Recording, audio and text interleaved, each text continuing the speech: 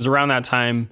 I was struggling a lot. I had heart problems a little bit earlier. I'd gone in the emergency room. I had a pacemaker / defibrillator installed in my chest. I suddenly was feeling mortal again, like I was 8 years old, and I was struggling a lot mentally. And that song became it was just such a thing of peace that came out of me when I felt so turbulent.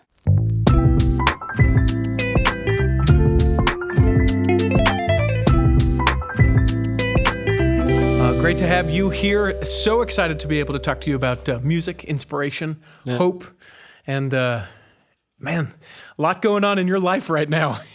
Bro, it's real. It's real this weekend. Let's just dive right into it. You are a father yet again. Yep. As of Saturday at 4 a.m. I think I've slept about 5 hours in the last 3 days. So we'll see how this goes. How's mom? How's baby? They're both really good. They're good. They're both home sleeping. One of which will do that a lot, and the other one of which doesn't do that a lot, but she is today. So a couple kids being a musician, making a life out of music. That is not an easy road to hoe for sure. Definitely not. But I mean, luckily I have tons of support. I mean, especially from my wife. She's amazing. She's all about helping me accomplish this so that she can accomplish her dreams and my family. So we're in this together, and she's pretty amazing. So, they can be some of the greatest motivating factors, right? Yeah. You want to be able to give her everything through what you're doing and be there for her. How do you guys manage it? Lots of prayer, lots of faith. We're kind of walking in the dark. We're living in my grandparents' basement. We had put in an offer for a house and lost it, and then our landlord kicked us out of our apartment. So we were kind of like, great, we're gonna have a baby and we don't have anywhere to live, but my grandparents are amazing. They took us in. So we're living in a basement. We're kind of in the dark, and we keep trying to find places to live. And so a lot of faith. I mean, we know that we're gonna be taken care of, just from past experiences in both of our lives. We have a lot of patience with each other. She has much more patience with me than I'm sure that I deserve. As I try to make this work, and I try to make the moves and play the game and do everything that it takes to make it. And she's just right there next to me. And so she is the best thing in my entire life.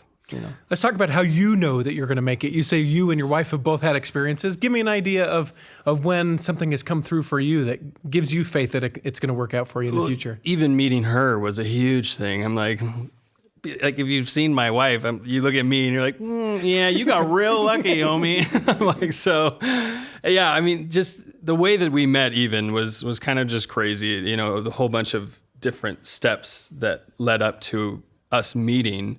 I was doing musical theater up before I met her. I was like all about the musical theater world, and I decided I want to write music. I want to change people's lives with music. And as soon as I made that decision, it was just kind of like, I started meeting the people that I needed to meet. I started learning the things I needed to learn. I went to school at BYU for a little while for the commercial music program, learned so much there, met amazing people there. And so it's just, a lot of accidents, as you might call them, but that I know are not accidents, that have just kind of told me that I know that God is going to take care of my family, regardless. And one day, he may tell me, yeah, no, music's not for you. This isn't what I need you to be doing. And I'd be like, cool, that's good. So what do you want me to do? You know what I mean? Like, that's kind of the way that I've kind of felt about it. And that comes from a lot of my past. Just, I've had health problems, and I was born with a heart defect, and, just a lot of things in my life that I know that it's like the Lord will tell me where I'm supposed to go, and he's taken very good care of me as long as I've been a good boy, but even when I'm not, I know that he's still taking care of me. But so that's been it. Kind of just a lot of steps, people that I've met, opportunities that I've had, even doing this, this is such a cool opportunity for me to do, and it's just one more thing that I'm like, well, I think, if I really was terrible and I really wasn't supposed to do this, I'm sure I wouldn't get invited to things like this. Right. So that's kind of my feelings about it, and my wife's as well. And so when I get discouraged, she's like, remember, you're doing all these things, you've met all these people, so don't get discouraged, because I can't afford to let you get discouraged, and neither can our kids. So yeah. You talk about the difference between like coming from musical theater, obviously, where those are lyrics and songs that are already written for you. Yes. Now you come into a time where you're the musician, where you're writing the lyrics and you're writing the songs. Yeah. How is that different for you? For me, it really didn't change that much, because, artists, we try to be as authentic as possible. I mean, I'm super big about just trying to be myself. Like, I'm an awkward dad, but that's my artist, that's who I am. Yeah. But I feel like, even when you are authentic as an artist, you're still playing somewhat of a character, when you go on stage, especially to perform, that's just what you have to do to make it entertaining, first of all. But for me, and I think for a lot of artists who are doing that, is that their character is their real self. That's, at least for me, when I go on stage and perform, I really feel like that's who I am. That's where I truly feel comfortable. That's when I feel like I'm being who I'm supposed to be. And so, my musical theater background, I wouldn't have nearly the performance ability that I would now. I love performing live on stage. I love interacting with fans. I love doing that. And that's all things that have come from my musical theater background. Being able to put on a character, and it kind of helps with nerves too. You know what I mean? I can put that. And it was, I guess, a little weird at first, going out and being like, I don't have a script. I don't have, what I mean, anything to protect me. It's like, this is my songs. This is me. And it's like, but if I'm able to go into that place where it's like, you perform. You just go out and perform, and that, yeah. So not a huge difference for me, but definitely have been able to take a lot from the musical theater into the music world, for sure. You talked also about a heart defect or some hard things as far as young, and then you just sort of breeze right past it. Yeah, my heart's dying, but it's fine. No, I was born with a heart defect called complex transposition of the great vessels. Don't quote me on that name, but and that seems like something you should like a complex of the great vessels. Yeah. Not the semi-great vessels, the great vessels. Essentially it means that my pulmonary was in the wrong place when I was born. My pulmonary artery was in the wrong place.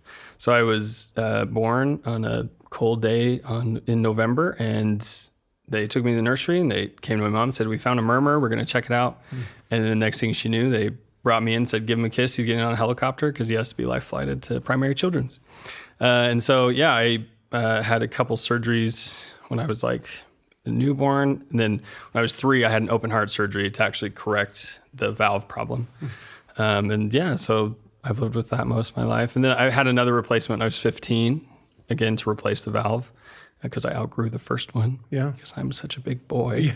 And then, so I had the other one replaced when I was 15, and it's just kind of something I've lived with my whole life. And that's why I say before, like, God is definitely taking care of me, because I've struggled a lot in my life, mentally, emotionally, with, dealing with this as a kid, you know what I mean? And so he's always been there to take care of me. And, he even just finding out that I could sing and that I enjoyed music was a life-changing, I grew up, when I was a kid, I always wanted to play sports. I love sports. And I was a huge football fan.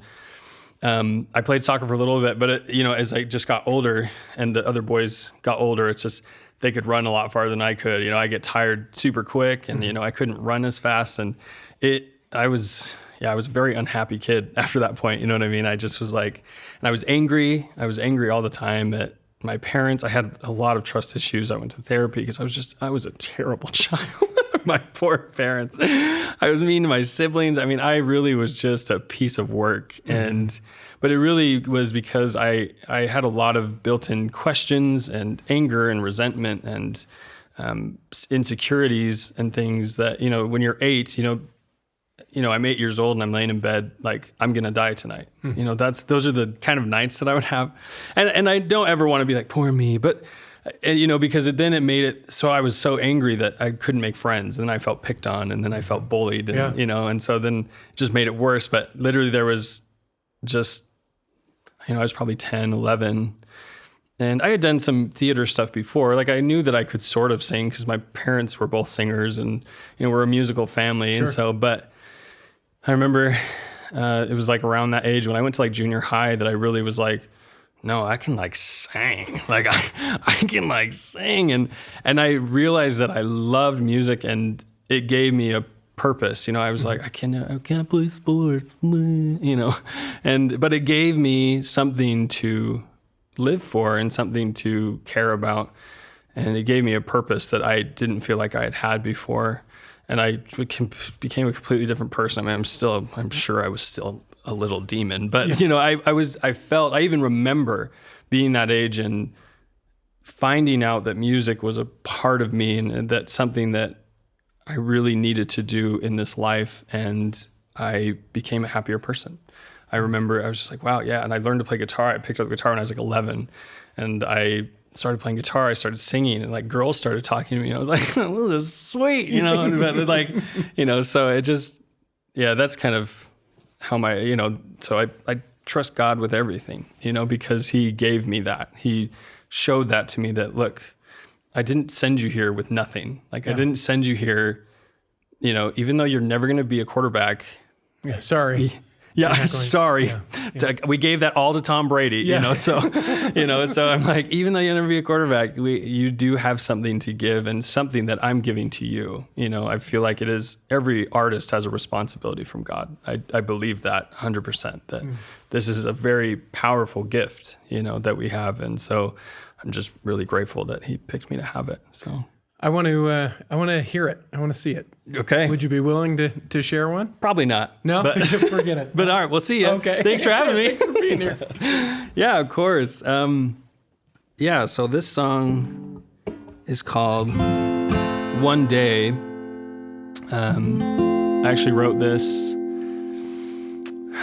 It was last year I wrote it. I was on tour with JTM and Jay Warren, and we were flying from Portland to San Francisco. I think we were coming on our way. I think the tour was over. We were just hopping airports to get back home at this point. But I've always wanted to live by the ocean. My mom is from California, and so we've been to California a lot. So the ocean is where I will be one day. You know, like when I vision my dream life, it's beach house. You know what I mean? That's just, I love it. It's always my place of peace. It's, you know, when I meditate or when I have my time to myself, I always picture the beach. I picture the ocean. And so I wrote this song so I was flying over into San Francisco, and I was, you know, because it was such a short flight, we didn't really get super high, and I could see the coast the whole way down. And I was just like, man, one day I'm going to live by the ocean. And I was like, that's a song. So I grabbed my napkin and I'm like humming to myself. And the guy next to me is like, this dude's crazy. I'm like, shut up, it's a good song. But I was like, be quiet, you know. So anyway, yeah, so I wrote that and started writing it. And then Kason Renshaw is a good friend of mine, and he helped me kind of finish it, wrap it up. And it turned into this, so.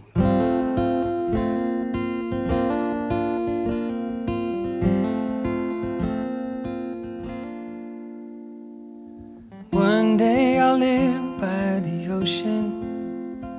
Just pack up a suitcase and leave.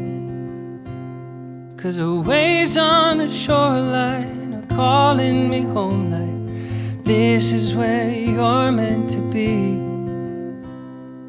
One day I'll live by the ocean. I'll never need anything more than the sky up above and the water below, and your smile as I walk through the door. But oh, you tell me it all sounds crazy, but sometimes crazy is all that we need.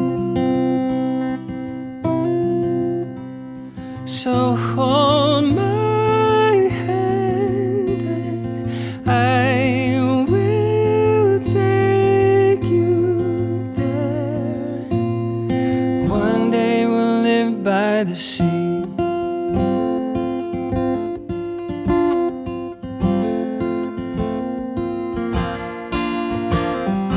One day we'll live by the ocean and planned every day in the sun, watching our kids play forever and always. You're teaching us all about love.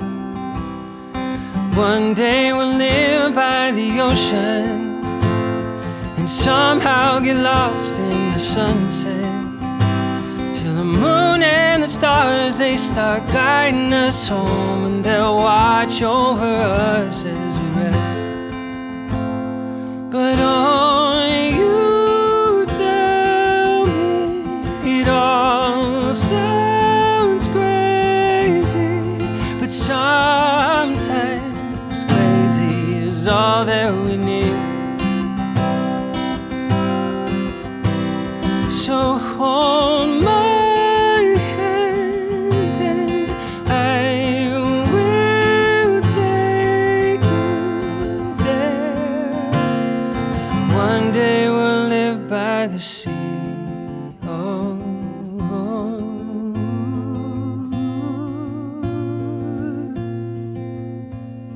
yeah.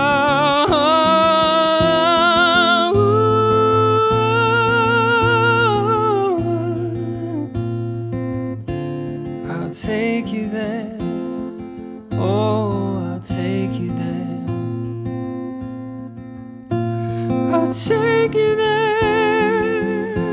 Oh, I'll take you there. One day we'll live by the ocean, in a home by the sea, where the going is easy. Oh, believe me, one day we'll live by the sea.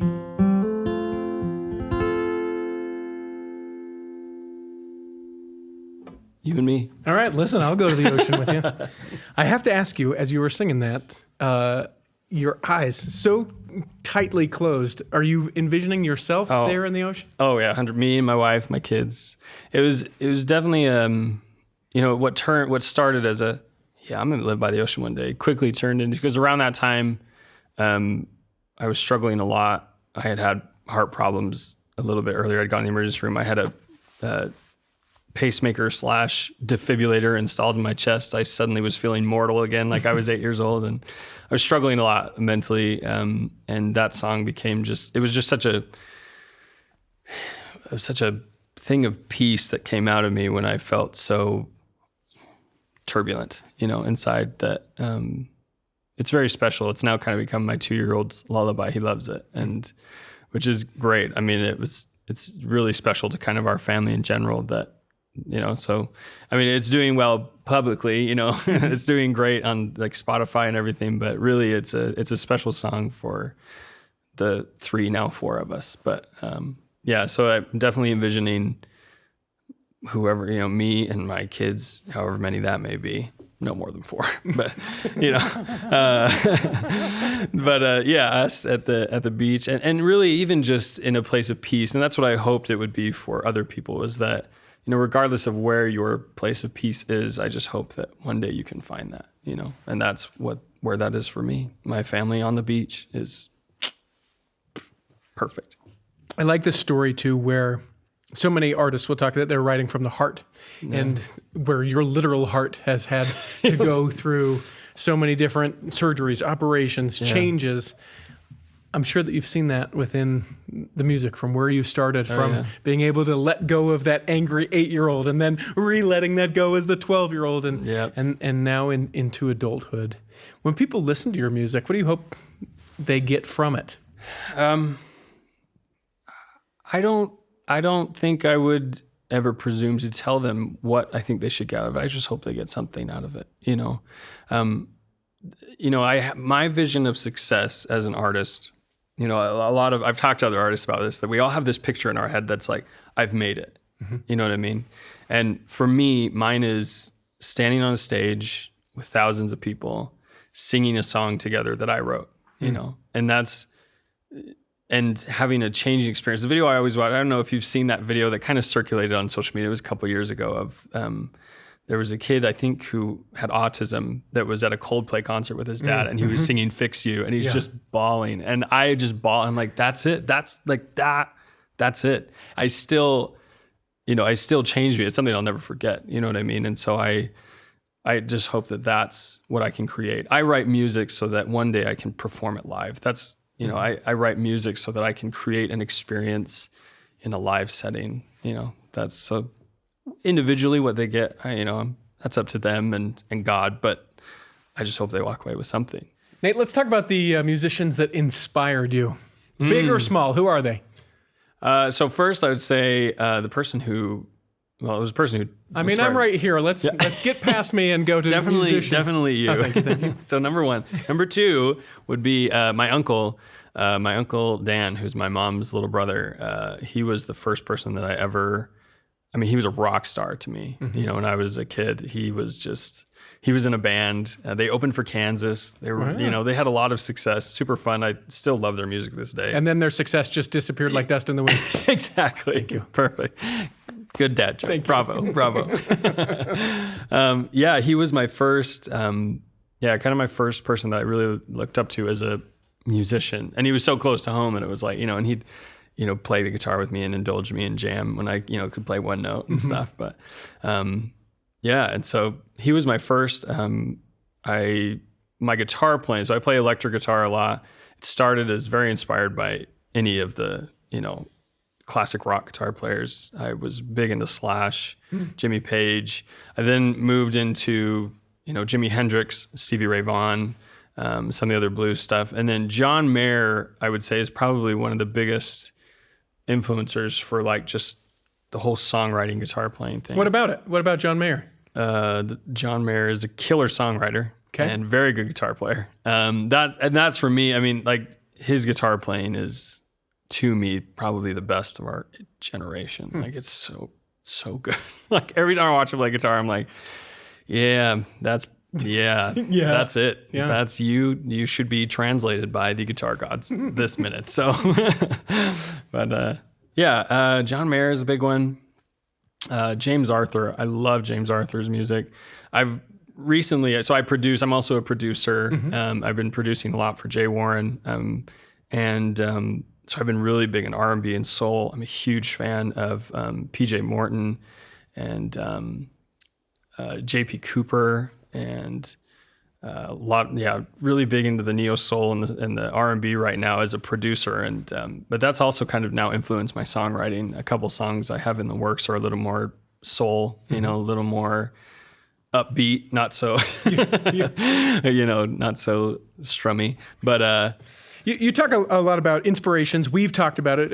Your uncle, we talked about bigger named inspirations as well. Have you had anyone that's come to you and said, man, Nate, you have inspired me. You have helped me along my journey? Only about their hair. Somebody told me, they're like, I've modeled my hair after yours. I'm like, well, it doesn't get much better than that. So I play music, and they're like, no, I didn't. No, I don't care what you do. I just saw your picture on Instagram.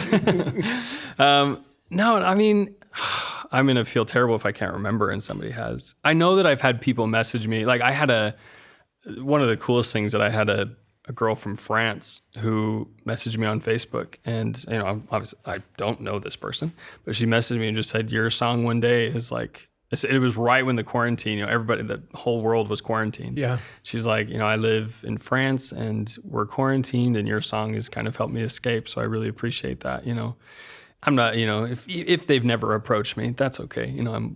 If it did inspire them in ways. I've had friends who say, I really am inspired by your songwriting and stuff, which is awesome. I mean, I'm all about that. But if we can take a chance to get emotional a little bit, I guarantee you that your kid that says, Dad, sing me a lullaby at 2 years old. Like yes. You know that he's just looking at Dad like, Dad is my Superman. then I put him on timeout for smacking me in the face, and then he changes his mind completely. Yeah. But no, I do hope that. I hope that I can inspire my kids to do whatever they feel like. And that's my big thing. I'm like, because I came from that place, I didn't feel like I could do what I wanted to. And then I found this thing, and I've had people tell me, you shouldn't do this. And I've had people tell me, yeah, you should definitely do this, know. And I've had to go through both. And so I do hope that through my success and through what I can accomplish with music, that my kids then can see we can do whatever we want. Yeah. We can do anything in this life, because really we can. I mean, the only thing and my wife says this to me all the time. She's like, babe, the only thing that is going to stop you is you, because she's like, I have 100% confidence in what you can do. And so if that relationship that we have together as I'm doing this can rub off on our kids, that would, Yeah. pack them off. They're good. Yeah. So, Can we get you to play another one? of course, yeah. So this song, sorry, I'll get closer to the microphone. So this song is called Alone. It was a song that, so my wife, I'm telling you, my wife she's my... Yeah, hold on to her. Yeah, no joke. She said, I want you to write a song in a day. Just was like, she's like, go in, and I was like, all right, you're gonna give me a topic? And she said, yeah, I want you to write about mental health. Mm-hmm. And that's what she told me. And so I, in a day, wrote this song called Alone. And at that time when she did that, I was struggling a lot still with depression and my own insecurities. I just auditioned for The Voice, which was the season that just ended, just this last one. I had auditioned for The Voice.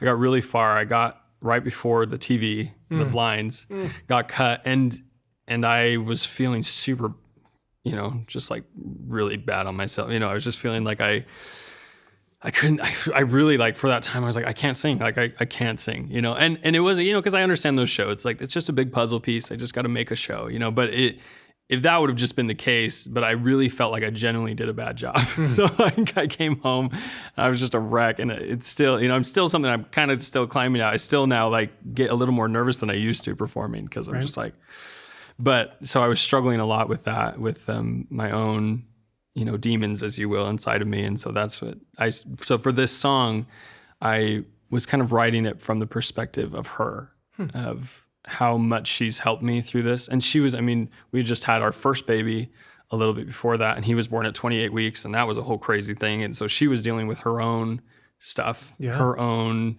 postpartum anxieties and things like that. And she still was able to reach out and try and help me, keep pushing me to do this. And so I wrote this song called Alone, about how nobody should have to cry alone. I'm going to speak the lyrics because I kind of mumble when I sing. So just so everybody understands what the lyrics are. I will stay with you until the rain stops pouring. I will be there just to help you through the storm. 'Cause no matter what you tell me, I'll be there in the morning. I'm not trying to say you're not strong, but no one should have to cry alone, is the lyrics. So. The sun is out and the sky is blue, and the whole wide world is a perfect kind of way. I wanna go out and enjoy it with you, but I know it's hard to go outside today. I know you feel tossed by the waves in your head, and the fear and all the doubt are making you feel small. But no matter how rough or how crazy it gets, I promise you I'll be there through it all. I will stay with you until the rain stops pouring. I will be there just to help you through the storm. 'Cause no matter what you tell me, I will be there in the morning. I'm not trying to make you feel like you're not strong, but no one should have to cry alone.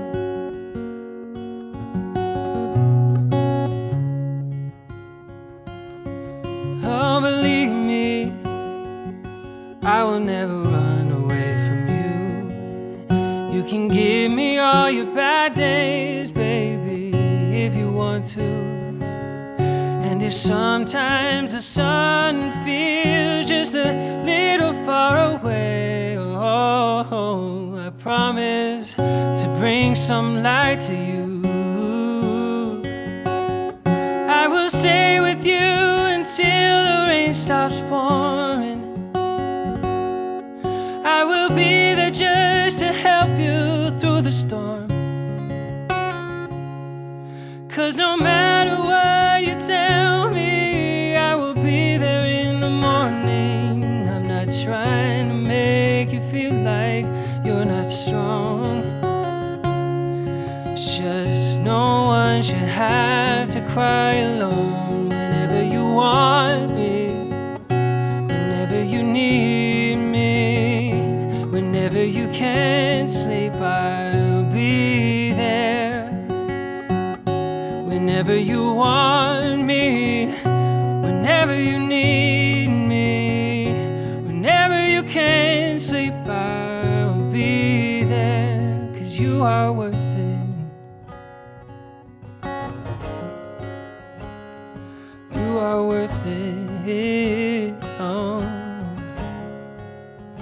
Can we try something? You want to sing something with me? Sure. And then I want everybody who's listening to sing too.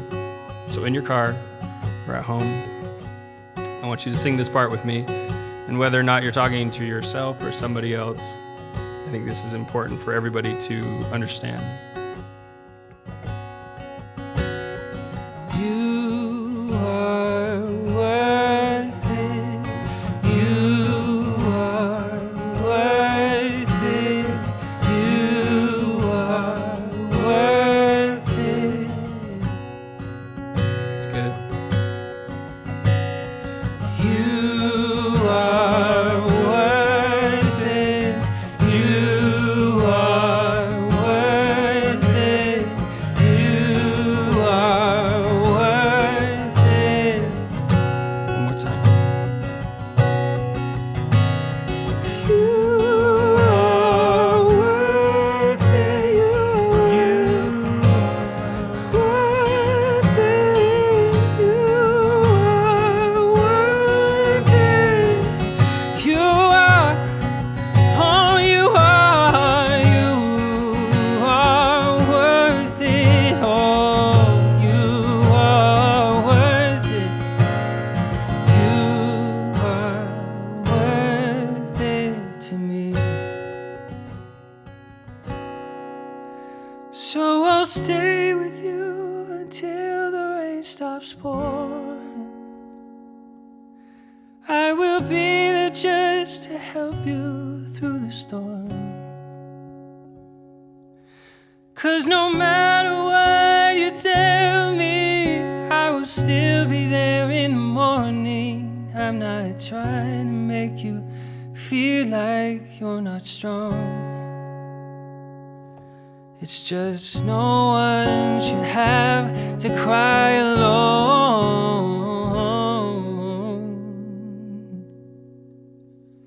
No one should have to cry alone.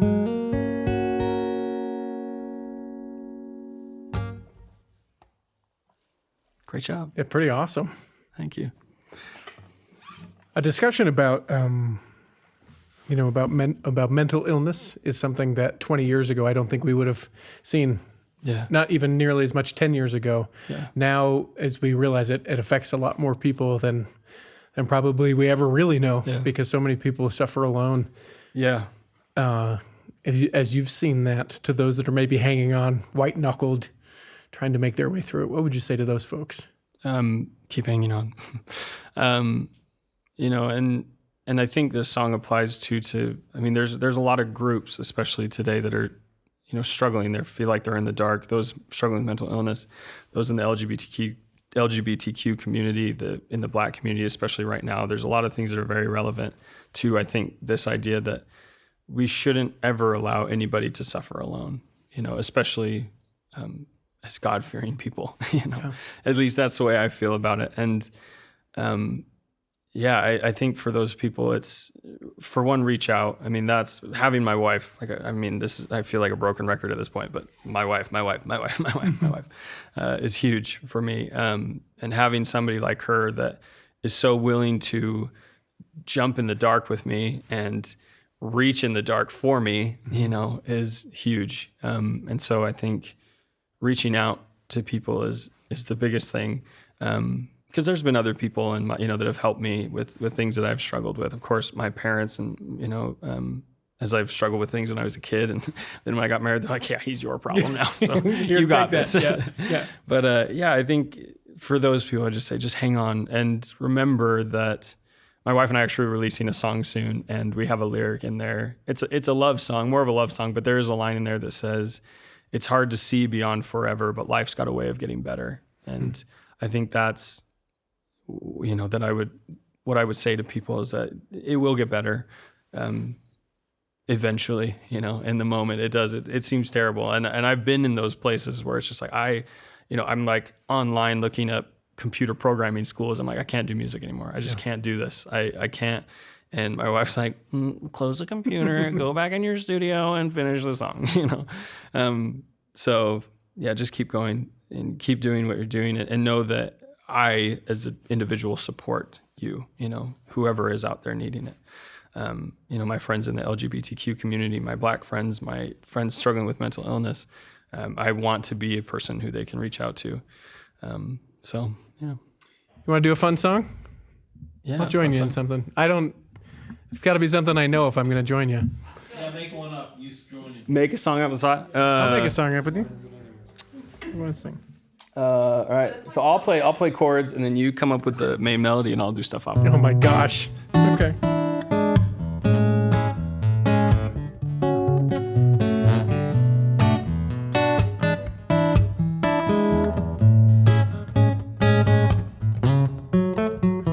Sitting here with my friend Nate. Love him, he is so great. He wasn't very late, that's why I love Nate. Sitting here with you, my friend, is the best thing that I've ever done.